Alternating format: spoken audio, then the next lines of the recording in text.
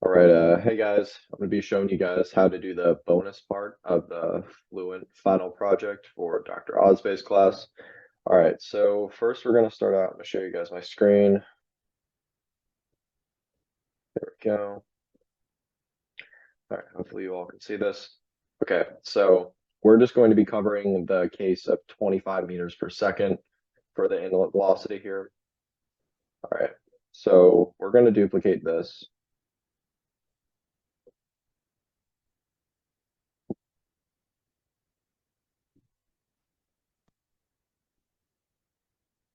It's going to take a second.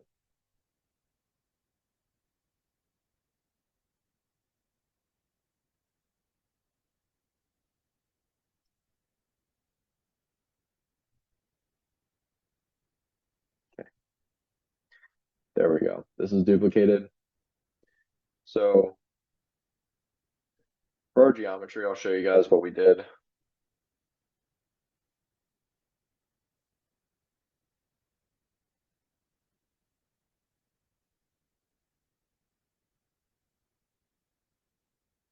Just load. Okay. What we did was just essentially put a hole in the middle of the test section of the wind tunnel. Not too difficult. All you have to do is just put a circle on the sketch and then create a surface from that sketch, just like we did in project 2. I'm gonna close this. I mesh this same as before, but I will show you all.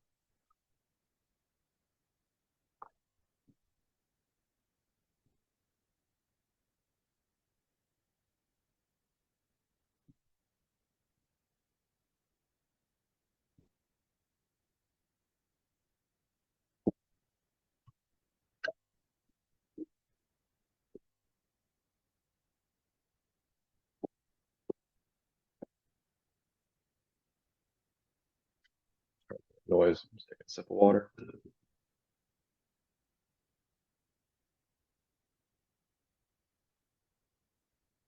All right, so here we can see our mesh very fine. All we did to do this was we did the method and we just selected triangles and we selected this entire body.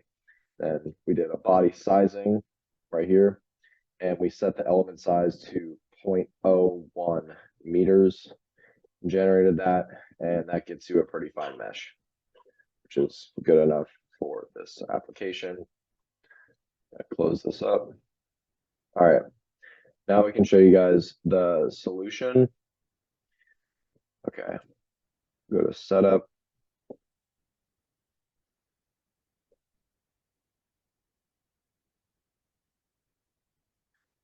Double precision. Start.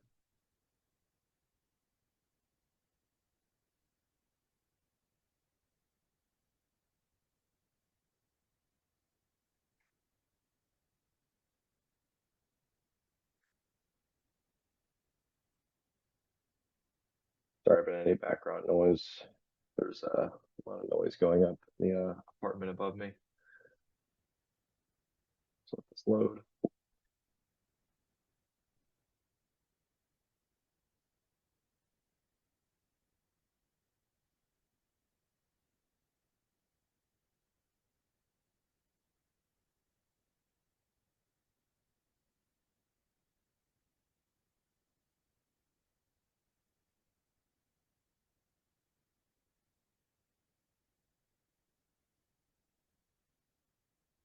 Let's keep loading.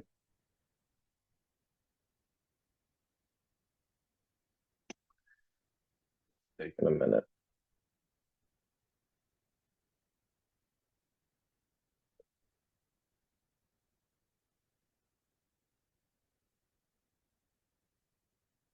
Almost done. Okay. Yep, we're done here. So, yeah. Anyways, we're going to set this up the same way as before with all the same conditions as the trial where there was nothing in the test section. But the only thing we're going to change here is just that circle in the test section. All of these settings remain the same. But here, I ran the 10 meters per second case before this video. So we're just going to go to boundary conditions. All we need to change is this inlet velocity to 25 meters per second. Apply that. All right. Now I can show you guys, we'll initialize and run these calculations first. Initialize, this probably won't converge. Yeah, it's not going to converge on this initialization, but it will converge eventually here. All right, calculate.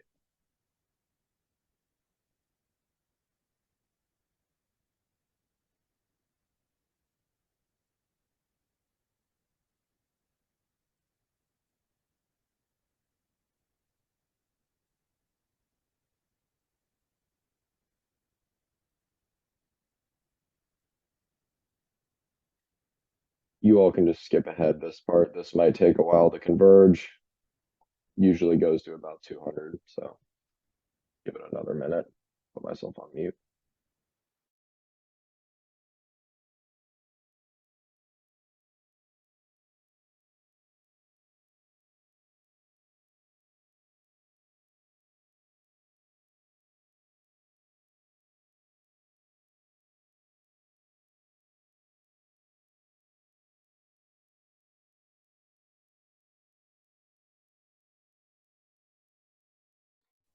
Wow, that actually converged faster than I was expecting. Okay. So anyways, what we're being asked for in this part, we're being asked for the velocity and pressure contours, which I'm going to do in post.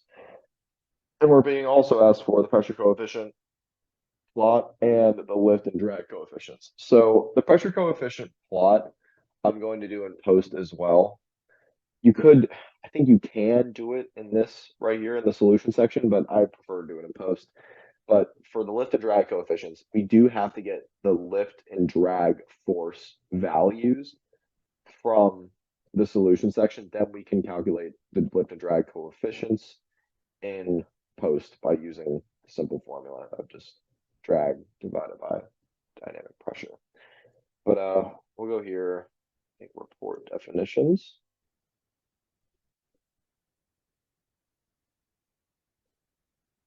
That load. We'll do new force report, do drag. Okay. We're going to look for drag force. Select test object. And we'll press compute. It'll pop up down there. And then we'll do, okay, close that. Then we'll do another one for lift. Lift force on the test object. And we'll say compute. All right.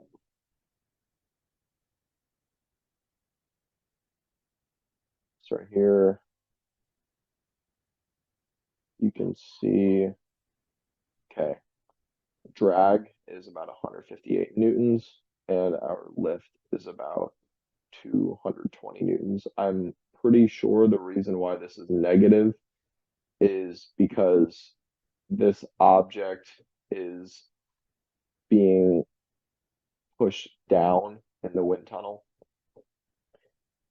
That could be incorrect, but intuitively that makes sense. But anyways, I'm going to save these values for later. And then now I'm going to go to post and I'm going to show you guys how to get the velocity contours.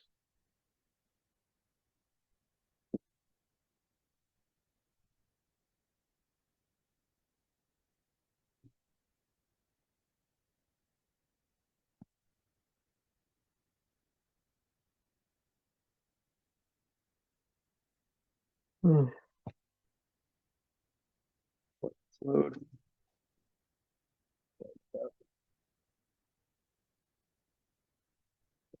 Go to my desk.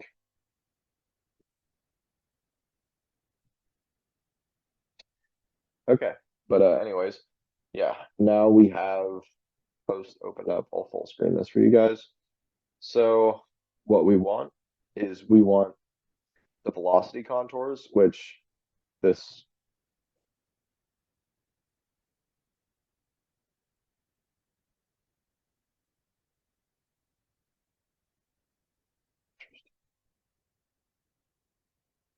this looks about right here. Okay. Yep, that looks right because the velocity here is starting around, it's like a dark blue, 25 meters per second. And you can see the velocity is slowly increasing throughout the contraction cone, then reaches around, looks like around 60 meters per second in here. But we're going to see what the actual velocity is in 1 sec by doing this. So to actually calculate the pressure coefficient and the lift and drag coefficients, you need the free stream velocity and the free stream pressure. That is not the inlet pressure and that is not the inlet velocity. That is the pressure in the test section right in front of the test object. So what we'll do to do that is we'll use a probe. Apologies, 1 second.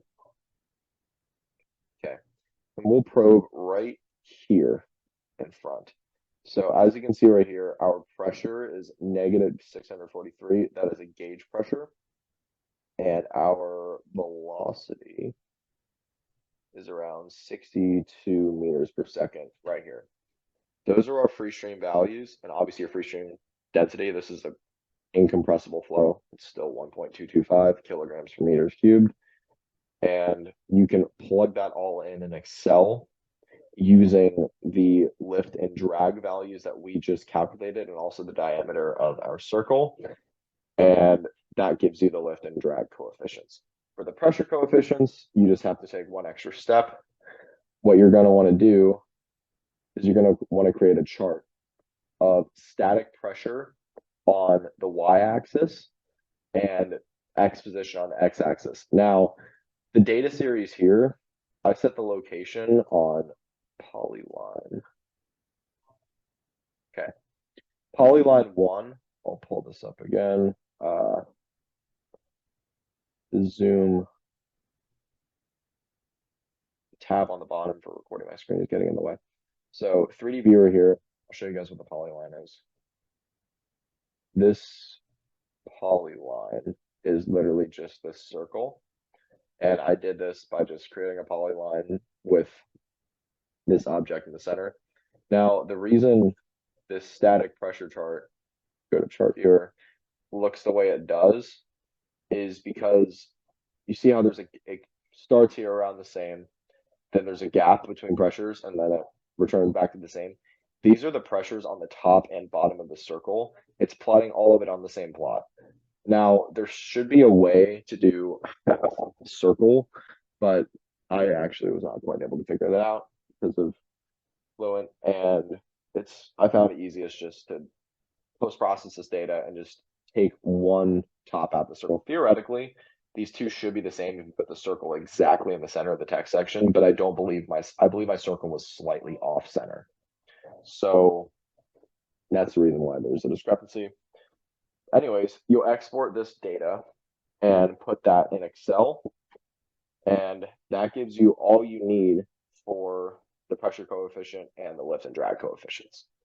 Just one more time, I'll show you guys the total pressure. Starts at a high gauge pressure right here, and then it ends at a low gauge pressure over here, which makes sense.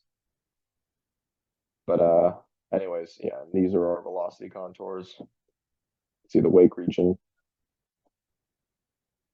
And yeah, that is about it for this project. That should give you all the information you need to calculate all the values that you need for this project. Stop sharing my screen. All right, thank you guys so much.